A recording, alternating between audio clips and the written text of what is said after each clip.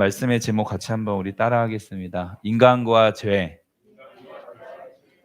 오늘은 요한일서 1장 9절 또 말씀을 통해서 죄에 대한 또 진리를 함께 나누겠는데요. 여러분 폼사라는 말 아십니까? 네, 폼에 살고 폼에 죽고, 영어하고 한문하고 이렇게 섞여서 이렇게 쓰여지는 말인데, 폼에 살고 폼에 죽는다. 그래서 운동을 사실 배울 때 그 폼이 되게 중요합니다. 그래서 혼자서 운동을 배우는 경우에 누구에게 레슨을 받지 않고 혼자 이제 동영상이나 이런 것들을 보면서 폼을 열심히 연습한 사람이 어떤 종목이든, 그게 뭐 탁구든 그게 뭐 골프든 당구든 축구든, 이렇게 혼자 연습하던, 집에서 혼자 연습하던 사람이 프로 선수를 만나면 어떻게 될까요? 그 실력이 어떻게 될까요? 다 드러나게 돼 있습니다. 자기가 아무리 좋은 폼을 가지고 혼자 연습했다고 하더라도 프로 선수를 딱 만나면 뭐가 없기 때문에, 사실은 기초가 없기 때문에, 사실은 그 폼이 나오기까지, 그 프로 선수가 되기까지는 엄청난 기초 체력 훈련이랄지, 그러니까 누구나 다 손흥민 선수가 될 수는 없잖아요. 지독하리만큼 뭐 슈팅을 하루에 1000개씩만 연습을 하고 체력 훈련을 그렇게 아버지가 시키고 해서 지금 그 정도의 프로 선수가 되었습니다. 여러분, 기초가 없으면 다 들통이 나게 되어 있습니다. 그런데 신앙생활도 마찬가지입니다. 그런데 신앙생활의 기초는 어디에 있을까요? 신앙생활의 기초, 말씀. 정답입니다. 이 말씀이 신앙생활의 기초입니다. 이 말씀의 기초 위에 우리는 믿음이라는 집을 지어야 하고, 이 말씀의 기초 위에 기도를 해야 됩니다. 그러니까 기도도 내 마음대로 기도하면 그거 그냥 주술사랑 똑같은 거예요. 그냥 타종교하고 다를 게 없는 거예요. 내 마음대로 기도하는 거, 내가 원하는 거 기도하는 건 기도가 아니라 말씀의 근거에서 기도를 하는 것입니다.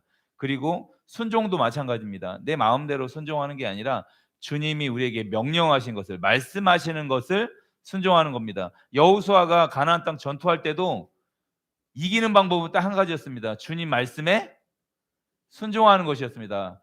야, 힘줄을 끊어라. 그러면 힘줄을 끊으면 되고, 복병을 두어라. 그럼 복병을 두면 되고. 다윗은 하나님의 마음에 합한 자라고 했는데 항상 물어봤던 것 같아요. 그러니까 회사 생활할 때도 어떤 직원이 그 오너의 마음에 드냐면, 그 오너의 마음을 정확하게 아는 사람, 그리고 사장님, 회장님, 이런 일을 하고 싶은데 할까요? 그거 너희가 너무 하고 싶었던 일인데 해라. 이렇게 딱 마음에 드는 사람과 같이 우리 일하고 싶잖아요. 마찬가지입니다. 여러분, 순종이라는 것도 말씀의 기초에서 세워 나가야 합니다. 자, 신앙의 기초를 잘 다듬어서, 우리가 기초를 흔들어서 기초를 쌓고 있는데 예수님과 동행하는 인생이 되시기를 주님의 이름으로 축복합니다. 제가 지금까지, 지금 설교 초반부터 지금까지, 운동선수 이야기부터 지금까지 여기 7페이지부터 9페이지까지 나와 있는 내용을 제가 지금 한 4-5줄로 요약을 해서 한번 말씀을 드렸습니다. 요게 1과 들어가기 전에 있는 내용인데요. 그 다음에 11페이지부터 13페이지까지는 어떤 내용이 나와 있냐면 성경에 대한 내용이 나왔습니다. 저자가 누구고 기록 기간이 얼마고, 성경에 대하여 3페이지로 아주 중요한 핵심 내용만, 깊은 내용은 아니고. 그래서 지금 없는 분은 뒤에서 받아가주세요. 지난주에 혹시 못 받은 분은 받아가시고, 또 집에 있으신 분은 오늘 이 말씀을 잘 들으시고 집에서 다시 한번 읽어보시면, 성경도 다시 한번 찾아보시고 읽어보시면 성경 말씀이 여기에 다 기록되어 있습니다. 그래서 여러분, 지금 들으시면서도 필기할 수 있는 분은 필기를 하시면 너무 좋을 것 같고요. 또 지금 필기를 못하더라도 말씀을 잘 들으시고 집에 가서 다시 한번 이 크리스찬 베이직 교재를 읽어보시면 신앙의 기초를 세우는데, 그리고 또 우리 신앙을 다시 한번 점검하는데 많은 유익이 될 것 같습니다.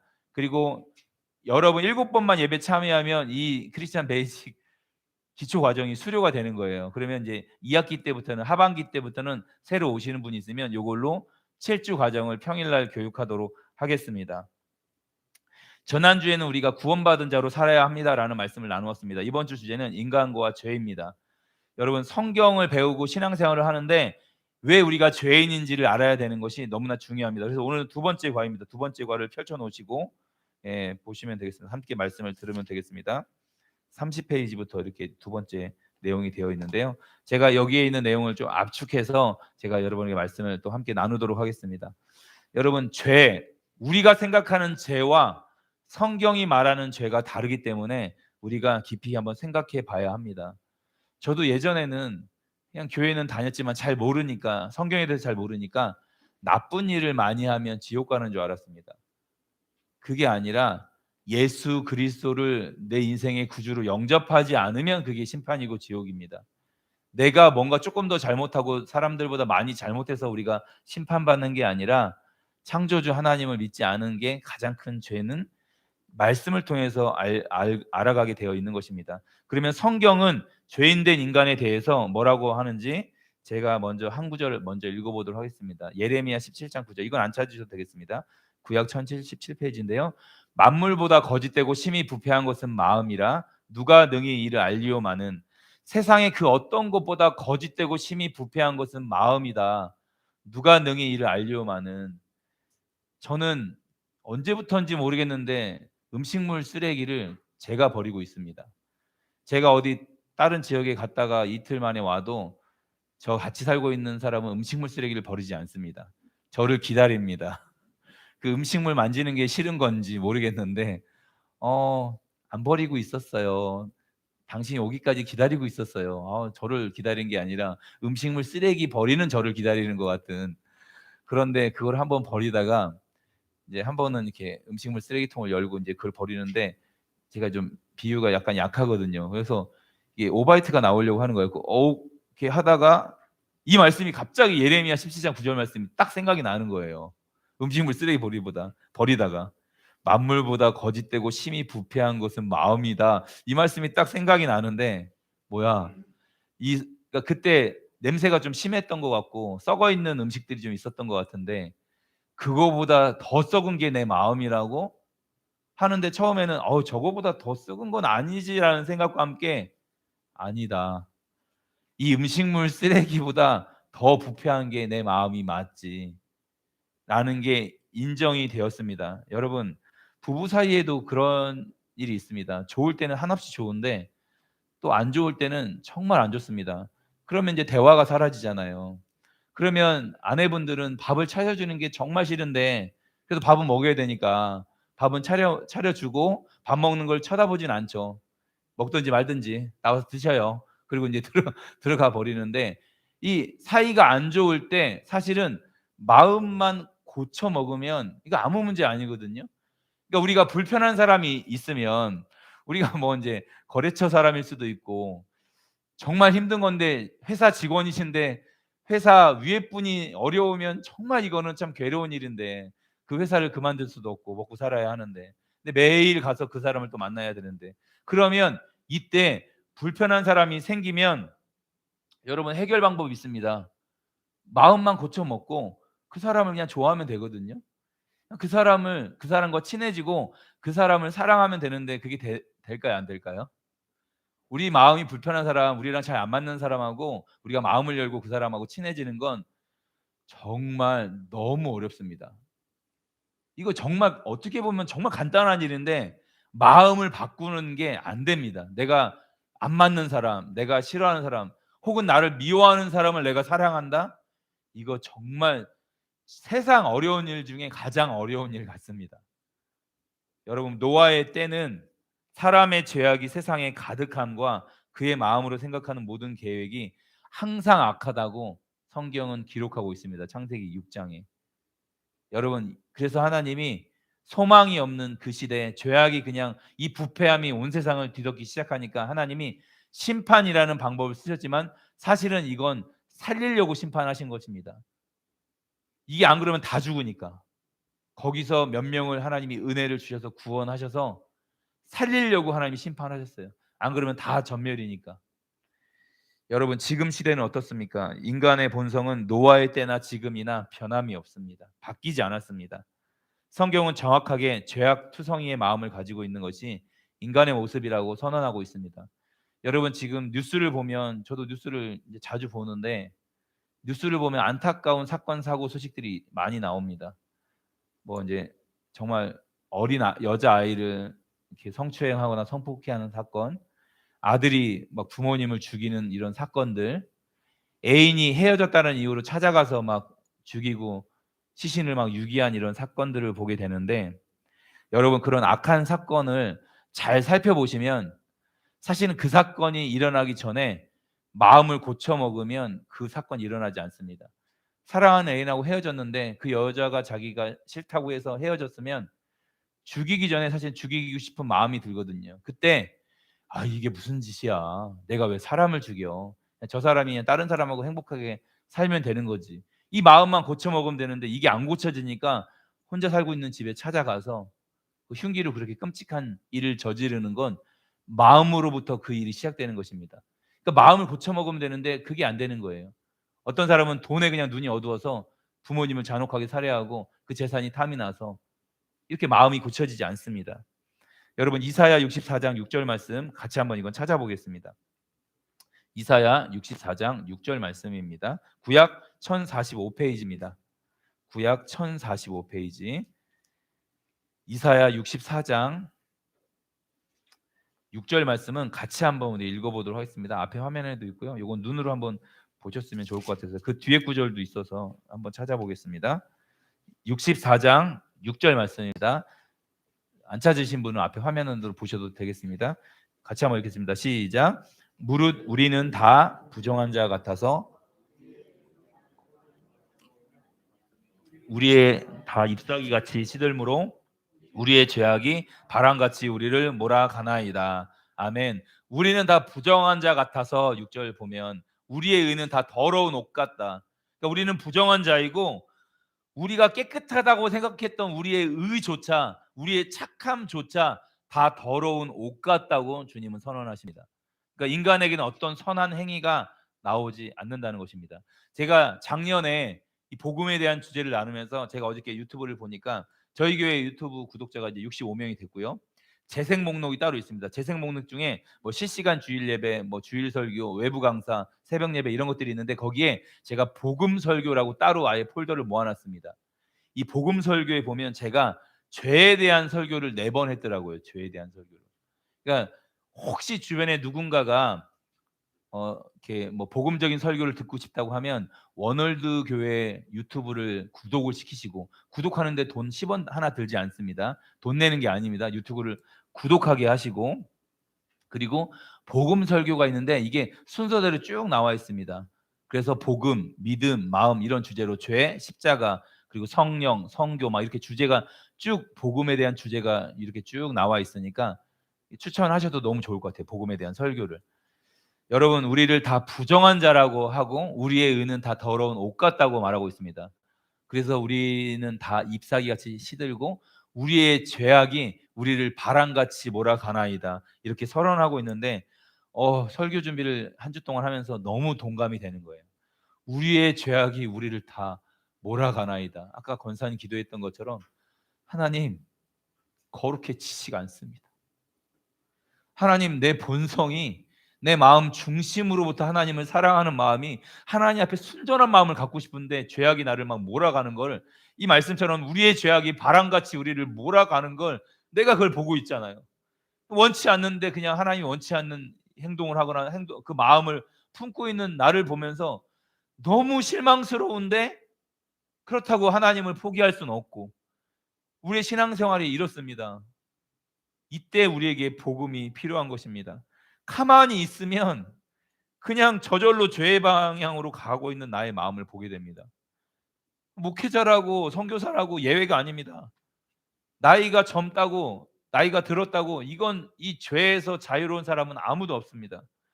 여러분 죄악이 나의 마음을 지배하고 나를 몰아가는 것을 경험하게 됩니다.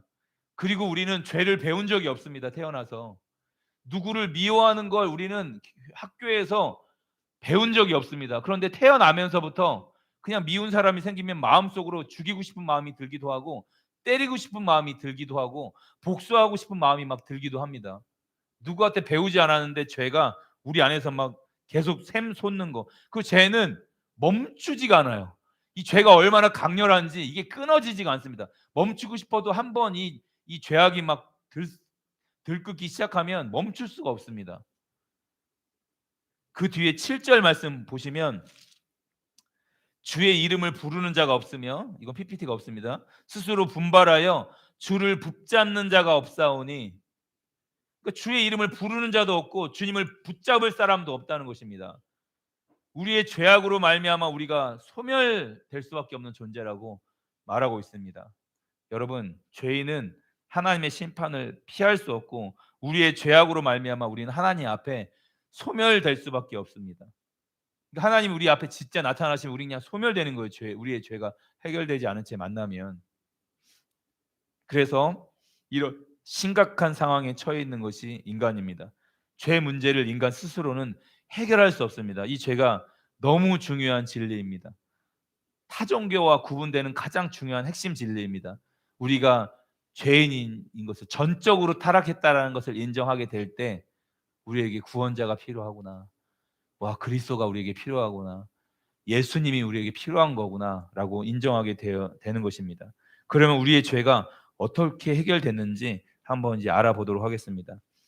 인간의 죄 문제를 해결하시는 하나님의 방법을 알아보겠는데요. 우리 같이 한번 찾아보겠습니다. 신약 성경 요한일서 3장 말씀입니다. 요한일서 390페이지입니다. 3장 4절 5절 말씀입니다. 요한일서 3장 4절 5절 말씀. 여기 펴놓으시면 돼요. 이따가 또 뒤에 있는 구절을 찾으실 건데, 요한일서 3장 4절 5절 먼저 한번 같이 한번 읽어보겠습니다. 390페이지입니다. 시작. 죄를 짓는 자마다 불법을 행하나니 죄는 불법이라. 그가 우리 죄를, 그에게는 죄가 없느니라. 아멘. 죄를 짓는 자마다 불법을 행하나니 죄는 불법이다.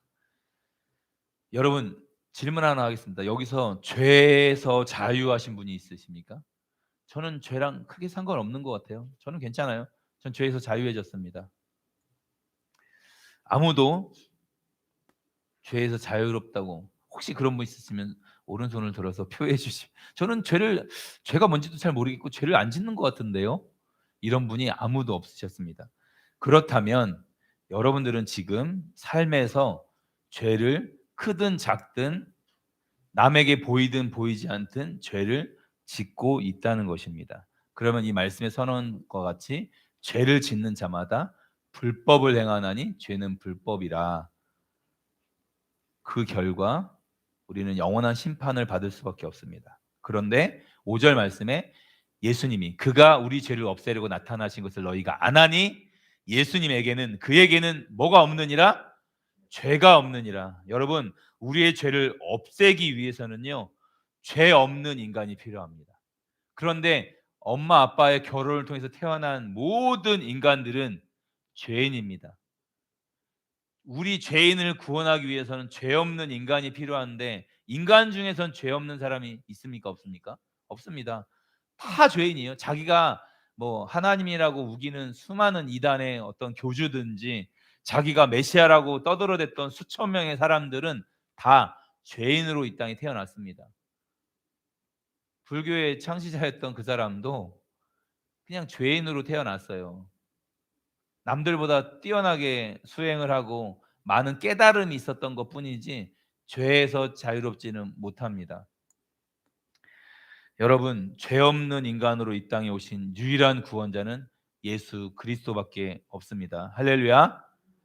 여러분, 감옥에 사형수가 있는데 그 사형수가 사형 집행하는 날 감옥 간수가 1189번 나와. 1189는 성경 장수인데 1189장, 갑자기 생각나는 네 단어가 그거밖에 없었어요. 1189장. 자, 1189번 나와. 그러면 이게 사형이라고 하더라고요. 뭐 면회라고 하기도 하고 이제 약간 이렇게 하는데, 그 사형 집행으로 끌려가는데 그 옆방 사형수가 너무 막 그냥 막 안 끌려가려고 막 소리를 지르고, 저 살고 싶어요. 저 죽고 싶지 않아요. 막 발악을 하고 안 끌려가니까 그 옆에 있는 사형수가 너무 감동을 받아서, 간수님, 저렇게 죽기 싫어하는 사람, 저렇게 죽음을 두려워하는 사람 죽여봤자 무슨 유익이 있습니까? 저 사람을 대신해서 제가 희생하겠습니다. 저 사람 대신해서 제가 죽어주겠습니다 라고 하면 간수님이 은혜를 받을까요? 이 사람이 사형수인데, 자기도 사형수인데 이 사형수 대신해서 자기가 사형을 받겠다고 하면, 아이고, 간수님이 은혜를 받을까요? 고마워할까요? 전혀 그거는 해당 안 됩니다. 뭐 그런 일은 없었지만 이런 거를 예를 들면 아마 간수가 그 2호 감방 나오라 그래 갖고 그 창살에서 귀를 잡아당기고 말할 것 같아요. "넌 내일이야. 기다려."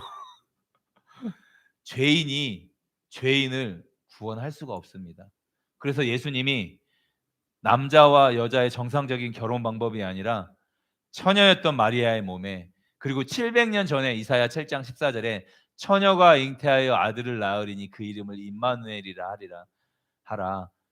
하나님이 우리와 함께 계시다. 이미 700년 전에 이름도 주셨고 태어나는 방법도 말씀해 주셨습니다. 그래서 실제 하나님의 능력으로 성령으로 덮으셔서 처녀였던 몸에 하나님이 잉태되셨어요.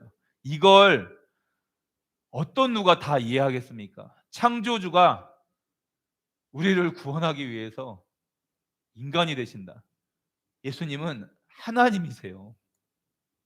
여러분, 온 우주 만물을 창조하신 분이세요. 온 우주도 다 감당할 수 없는 그 하나님의 아들이신 그분이 우리를 구원하시려고 죄인 마리아의 그 몸 안에 아기로 잉태가 되셔서 거기에 10개월을 자라시고 실제 태어나신 거예요. 똑같이 인간처럼. 여러분, 말도 안 되는 이야기인데 우리가 바퀴벌레를 사랑한다고 우리 황순진 집사님께서 저 바퀴벌레를 구원하기 위해서 내가 바퀴벌레가 되리라. 이것도 우리는 이해를 못합니다. 어떻게 인간이 바퀴벌레의 몸을 갖지? 그런데 여러분, 온 우주를 창조하시고 경영하시는 그 하나님이신 창조주이신 유일하신 하나님의 독생자이신 예수 그리스도가 인간을 구원하기 위해서 인간의 몸으로 들어오신다는 건, 이걸 우리가 다 어떻게 이 성육신을 인카네이션을 우리가 다 우리 인간의 지식으로 이해할 수가 있겠습니까? 인간의 몸으로 제한을 받으시는 거잖아요. 그분이 우리를 살려주시기 위해서, 단 유일한 목적, 우리를 죄에서 구원하시기 위해서. 로마서 5장 10절은 제가 한번 읽겠습니다. 찾지 마시고, 곧 우리가 원수 되었을 때 그의 아들의 죽으심으로 말미암아 하나님과 화목하게 되었은즉 화목하게 된 자로서는 더욱 그의 살아나심으로 말미암아 구원을 받을 것이라. 우리가 원수 되었을 때, 8절에는 우리가 죄인 되었을 때, 6절에는 로마서 5장 6절에는 우리가 연약할 때, 8절에는 죄인 되었을 때, 10절에는 우리가 원수 되었을 때, 하나님과 원수가 되었을 때 그의 아들의 죽으심으로 말미암아 우리가 하나님과 화목하게 되었다라고 말씀하고 있습니다. 우리가 요구한 거 아니에요. 우리가 원수짓 하고 있을 때, 우리가 죄인으로 살아가고 있을 때 하나님이 우리와 화목하게 하시려고 그 아들을 십자가에 죽이셨습니다. 그리고 예수님의 살아나심으로 말미암아 우리가 구원을 받았습니다. 할렐루야. 여러분, 유엔의 목적이 무엇인지 아십니까? 세계 평화잖아요. 그러면 분쟁 지역에 저기 두 나라가 싸우고 있어. 그럼 유엔의 역할은 무엇입니까? 가서 싸우지 않게 해결해주고 중재하는 일입니다. 유엔 사무총장이 그런 일들을 하는 거예요. 그 나라에 다니면서 전쟁하고 있는 나라나 서로 미워하고 있는 나라에 가서 화해시켜주고 화목시켜주는 건데, 이게 잘 안 됩니다. 남수단 북수단 문제도 그렇고 지금 이 남한 북한의 문제도 그렇고, 이게 아무리 유엔이 개입해도 화목해지지가 않습니다. 한번 마음이 틀어지면 절대 회복이 안 됩니다. 그런데 십자가의 역할이 바로 이런 역할이라는 것입니다. 죄인과 하나님이 만날 수가 없습니다. 화목해질 수가 없습니다. 그런데 십자가로 말미암아 우리를 화목하게 하셨습니다. 하나님을 만날 수 있게 하셨습니다. 할렐루야. 그래서 예수님의 살아나심으로 말미암아 우리가 구원을 받게 되었습니다. 우리 아까 읽었던 요한일서 3장 그 8절 말씀, 그 뒤에 있는데요. 우리 8절 말씀 같이 한번, 어떤 방법으로 우리를 화목하게 하셨는지 한번 읽어보겠습니다. 요한일서 3장 8절입니다. 시작. 죄를 짓는 자는 마귀에게 속하나니 하나님의 아들이, 아멘. 죄를 짓는 자는 누구에게 속하나니? 마귀에게 속하나니. 마귀는 처음부터 범죄함이라. 죄를 짓는 자는 마귀에게 속하게 됩니다. 여기서 빼내는 것이 구원입니다. 여기서 빼내는 것이. 이게 그래서 단순한 문제가 아닙니다. 죄를 해결하기 위해선 마귀의 손아귀에 잡혀 있는, 사단의 손아귀에 완전히 들어가 버린, 하나님을 반역하고 하나님과 원수되어 상대편 진영으로, 마귀의 진영으로 들어가 있는 사람을 구출해 내는 게 구원입니다. 그러니까 죄 하나 해결해 주는 게 이게 단순한 문제가 아닙니다. 사단의 권세를 박살내야만 빼낼 수 있습니다. 여러분, 북한에 억류되었던 이면수 목사님이라는 분이 계십니다. 며칠 억류되셨는지 아세요? 며칠 잡혀 있는지 아세요? 949일을 잡혀 계셨습니다. 북한에서. 거의 3년 가까이를 잡혀 계셨는데, 저도 그 억류되신 그 기간 동안 제가 선교단체 훈련을 받고 있었기 때문에 북한에 억류된 분들 이름들이 계속 기도 제목에 올라왔어요. 저희가 화요일마다 이제 중보기도하는 날이 있고 수시로 기도 제목이 올라오기 때문에, 그래서 특별히 이면수 목사님 위해서 기도를 정말 많이 했습니다. 왜냐하면 그렇게 잡혀 있다가 이제 죽을 수도 있으니까. 자, 북한 복음화를 위해서, 북한 선교를 위해서 참 애쓰신 분이었는데 이렇게 북한에 잡혀서 못 나오시면 너무 안타깝잖아요. 949일 만에 정말 기적적으로 이분이 지금 나오셨습니다. 여러분, 유튜브에 이면수 목사님 치시면 지금 새롭게 하소서에서 얼마 전에 간증을 하셨어요. 다른 분들은 42분씩 간증을 하는데 이면수 목사님 1시간 넘게 간증을 하셨어요. 1시간 10몇 분 하셨더라고요. 여러분 꼭 한번 들어보셨으면 좋겠습니다. 북한의 실상이 어떤지, 북한 감옥에서 이분이 얼마나 하나님과 동행했는지를 여러분 알게 될 것입니다. 그리고 지금 한국교회에서 수도 없이 많이 부르고 계십니다. 강사로. 왜냐하면 북한을 위해서 이만한 강사분이 없으시잖아요. 하나님의 특별한 섭리로 하나님 지금 사용하고 계십니다. 여러분, 북한에 잡혀있는 한 영혼을 빼온다는 건 이건 만만한 일이 아닙니다. 사실은 그 김정은 정권을 박살내야만 사실은 지금 북한에 있는 우리 그리스도인들이나 북한에서 지금 나오고 싶어하는 분들을 다 빼내오기 위해서는요, 그 정권을 박살내야만 가능한 일입니다. 예수님이 우리 죄를 해결하는 방법은 이것입니다. 단순한 방법이 아닙니다. 죄의 시작이었고 출발점이었던 이 사단 마귀를 멸하는 것이었습니다. 그래서 죄를 짓는 자는 마귀에게 속하나니 마귀는 처음부터 범죄함이라. 하나님의 아들이 나타나신 것은 누구의 일을 멸하려 하심이라? 마귀의 일을 멸하려 하심이라. 이 마귀를 박살내야만 우리의 죄가 끝나는 것입니다. 할렐루야. 그런데 십자가로 말미암아 이 모든 죄에 대한 모든 대가를 예수님이 지불하셨고 그 마귀를 박살내셨고 죄의 값이었던 죽음을 지불하시고 우리를 다 빼내셨습니다. 그러니까 우리는 이미 자유한 몸이 되었어요. 모든 인류가 구원받을 수 있는 방법이 생겼습니다. 그런데 믿지 않는 거예요. 예수 믿으면 구원입니다. 예수 믿으면 천국입니다. 예수님 믿으십시오. 라고 아무리 복음을 전해도 거부하고 믿지 않는 것입니다. 여러분, 죄의 값이었던 죽음을 지불하시고 우리를 다 빼내 주셨습니다. 이것이 천지창조보다 더 놀라운 일입니다. 그래서 이게 구원의 큰 은혜이고 감격입니다. 이 은혜를 정말 깊이 경험하면 경험할수록 와, 나 같은 죄인 살리신 주 은혜 놀라워. 내가 아무것도 한 게 없는데 원수 되었을 때, 죄인 되었을 때, 야, 이걸 믿게 하셨구나. 내가 지옥에 갈 수밖에 없는 내가 천국으로 갈 수 있도록 나의 모든 죄값을 예수님이 다 십자가의 죽음으로 지불하셨구나. 그래서 우리는 감격할 수 있는 것입니다. 이런 사건을 성경에서 어떻게 표현하고 있는지 제가 한번 읽어드리겠습니다. 찾지 마시고 골로새서 1장 13절 14절입니다. 그가 우리를 흑암의 권세에서 건져내사 그의 사랑의 아들의 나라로 옮기셨으니, 그러니까 그 마귀의 권세에서, 흑암의 권세에서 우리를 건져내셨습니다. 그리고 어디로 옮기셨습니까? 그의 사랑의 아들의 나라로 옮기셨습니다. 천국으로 옮기셨다는 말입니다. 그 아들 안에서 우리가 속량 곧 뭘 얻었습니까? 죄사함을 얻어노라. 이미 얻었다고 성경은 선언하고 있습니다.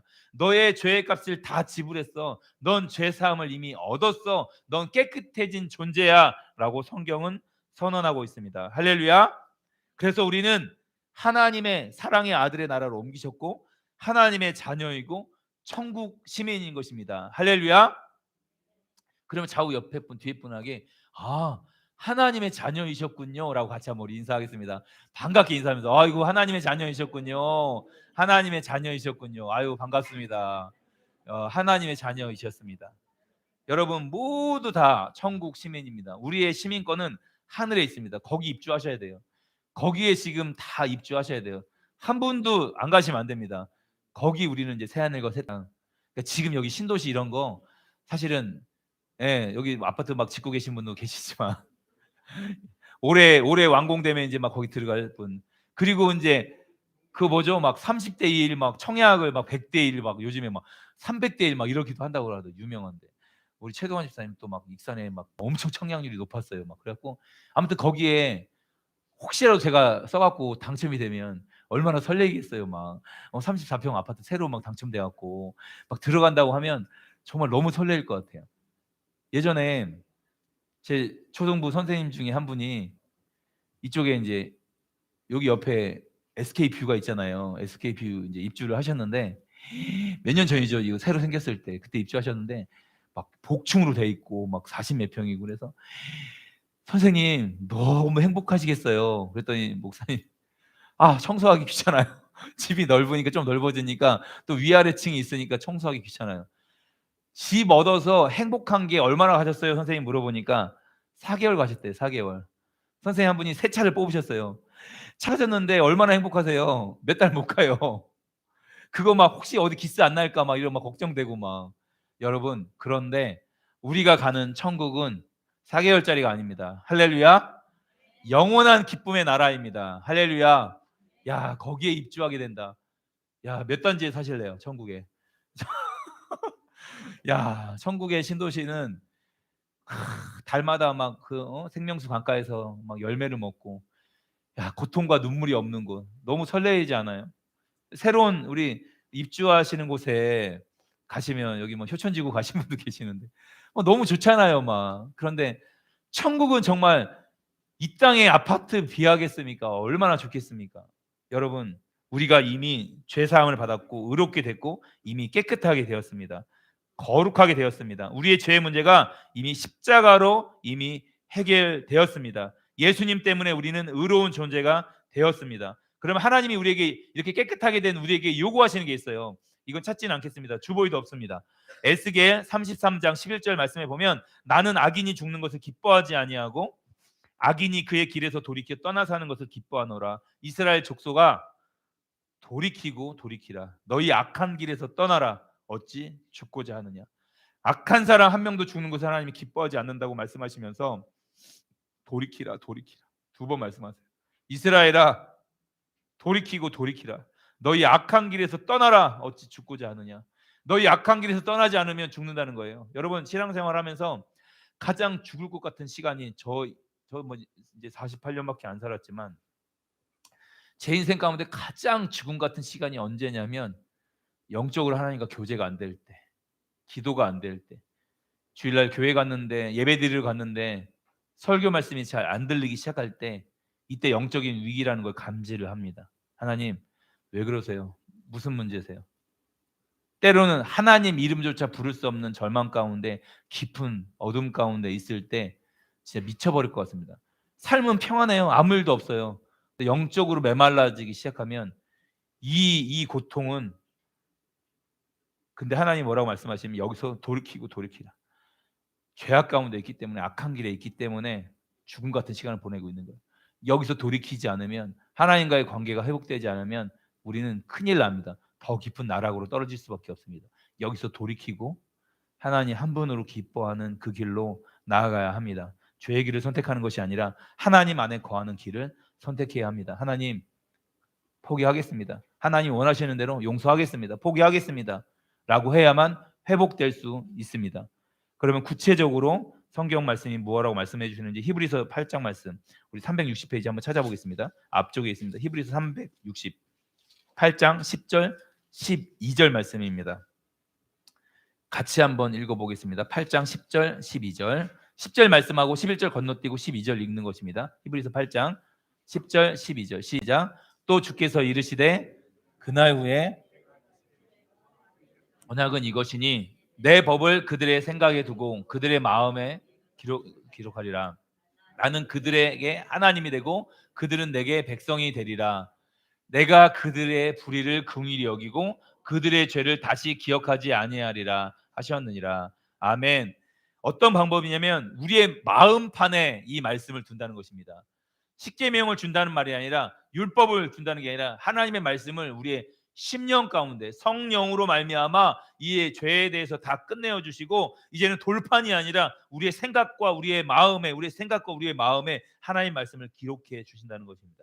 우리 스스로 살아가는 게 아니라 이제는 그 말씀이 성령님이 일하셔서 거하심으로 말미암아 말씀을 살아낼 수 있도록 우리를 도와주신다는 것입니다. 12절에는요. 우리를 불쌍히 여겨주신다고 말씀하시면서 우리의 죄를 다시 기억하지 아니하리라 주님이 말씀하셨습니다. 할렐루야. 저도 어머니 속을 많이 썩였는데 몇 년 전에 어머니가 저 중고등학교 때 한 번도 속을 안 썩었대요. 저 중고등학교 때 많이 속을 썩였거든요. 근데 어머니는 몇 번을 제가 물어봤어요. 실제로 우리 아들은 너무 착하게 자랐다는 거예요. 속을 많이 썩였는데 분명히. 그런데 어머니는 기억을 하지 않는구나. 이런 생각을 제가 좀 하게 됐습니다. 여러분 요한일서 1장 8절 제가 한번 읽어드리겠습니다. 만일 우리가 죄가 없다고 말하면 스스로 속이고 또 진리가 우리 속에 있지 아니할 것이요. 만일 우리가 우리 죄를 자백하면 그는 미쁘시고 의로우사 우리 죄를 사하시며 우리를 모든 불의에서 깨끗하게 하실 것이요. 여러분 죄가 없다고 말하면 속이는 것입니다. 그런데 하나님 앞에 죄를 자백하면 그는 미쁘시고 의로우사 우리 죄를 용서해 주십니다. 할렐루야. 우리를 모든 불의에서 깨끗하게 하실 것입니다. 여러분 제가 몇 년 전에 키르기즈스탄에 선교사님 자녀들 55명 캠프를 한 주 동안 섬겼습니다. 마지막 날 간증을 하는데 선교사님 딸이 선교사님 중에 이제 7개 나라에서 오셔서 이 아이들 복음 캠프를 진행해 주었는데 1학년 여자 아이인데 선교사님 딸이었어요. 이제 간증을 하는데 자기 인생에서 가장 큰 죄를 고백하는 거예요. 1학년 여자아이가. 펑펑 울었습니다. 그래서 저 섬기는 저희들도 스태프들도 강사들도 도대체 얼마나 1학년 여자아이가 얼마나 죄를 지었길래 저렇게 막 입을 떼려다가 막 저는 정말 죄인입니다. 1학년 여자아이가 하진이가 내년에 1학년이잖아요. 이 하진이 같은 나이 아이가 8살짜리가 저는 엄마에게 거짓말을 했습니다. 이빨을 안 닦았는데 이빨을 닦았다고 거짓말을 한 정말로 죄인입니다. 엄마한테 이빨 안 닦았는데 이빨 닦았다고 거짓말했던 게 남들에게 고백하기 너무 어려운 두려운 죄라는 걸 1학년 여자애가 고백을 하는데 뒤에서 그걸 듣다가 이렇게 막 너무 웃긴데 너무 예쁘고 사랑스러운 거예요. 그리고 그걸 엄마 앞에 가서 이제 선교사님 만나서 이제 고백을 할 거 아니에요. 그러면 엄마가 얼마나 이쁘겠어요. 그렇게 고백하는 자녀를 보면서. 여러분 만일 우리 죄를 자백하면 하나님은 미쁘시고 의로우사 우리의 죄를 용서해 주시고 우리를 모든 불의에서 깨끗하게 하실 것이라. 할렐루야. 우리가 하나님께 고백하는 거 하나님이 너 왜 그런 죄를 지었어? 너 나빴네. 그러지 않으세요. 하나님 우리를 보시면서 너무 이쁘실 거예요. 그래 내가 그런 죄를 용서해 주기 위해서 내가 아들을 주었잖아. 내 아들이 십자가에 너 때문에 못 박혀 죽었잖아 라고 다시 한번 우리를 깨끗하게 해 주실 것입니다. 말씀을 정리하겠습니다. 우리가 모두 죄인이지만 하나님의 은혜로 예수님의 십자가의 사랑과 희생으로 우리의 죄가 완전히 해결되었습니다. 그렇지만 우리는 연약한 육신을 가지고 있습니다. 지금 내가 죄인인 것이 인정되신다면 우리 죄를 용서해 주시고 우리를 깨끗하게 하시는 하나님께 날마다 더욱 고백했으면 좋겠습니다. 그리고 은혜를 구했으면 좋겠습니다. 부족하고 연약할지라도 하나님께 우리 죄를 날마다 고백하며 우리를 깨끗게 하시는 그 하나님과 동행하는 여러분 한 분 한 분이 되었으면 좋겠습니다. 날마다 이런 하나님을 경험하는 여러분 한 분 한 분이 되었으면 좋겠습니다. 이번 한 주간도 그 은혜 가운데 살아가는 한 분 한 분이 되시기를 주님의 이름으로 축원합니다. 찬송가 254장 내 주의 보혈은 정하고 정하다 함께 찬양하겠습니다.